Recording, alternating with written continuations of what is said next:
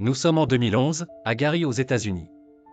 Latoya Hamon et ses 3 enfants emménagèrent dans ce qui semblait être une maison ordinaire. Mais l'apparence n'était qu'une illusion trompeuse qui cachait un profond mystère sombre et effrayant. Dès leur arrivée, des incidents inexplicables commencèrent à se produire. Des essaims de mouches noires envahirent la maison en plein hiver, une aberration climatique inexplicable. Des bruits de pas résonnaient dans les chambres vides, et des ombres traversaient furtivement les murs. Latoya se mit à entendre des voix, tandis que ses enfants souffraient de comportements de plus en plus étranges. L'enfant le plus jeune, âgé de seulement 7 ans, fut surpris en train de converser avec quelque chose d'invisible, un ami imaginaire, pensait-elle d'abord. Mais ce ne fut que le début.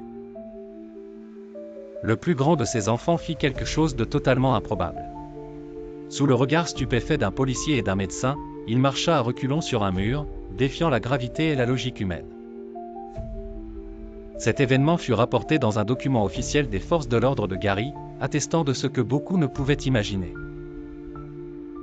Les services sociaux furent contactés, s'inquiétant pour le bien-être des enfants, tandis que l'église dépêcha le père Maginot pour examiner ce lieu.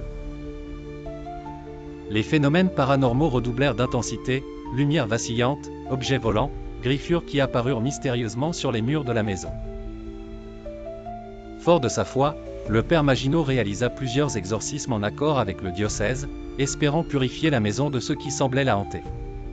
Chaque rituel semblait apaiser temporairement les esprits, mais ne suffisait jamais à délivrer la famille de cet enfer quotidien.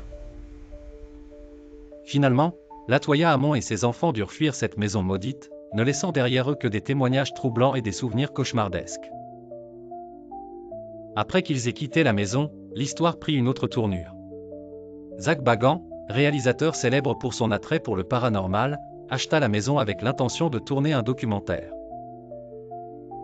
Pourtant, après seulement quelques semaines de tournage, il prit une décision radicale, il fit détruire la maison, affirmant que quelque chose d'inhumain vivait là-dedans.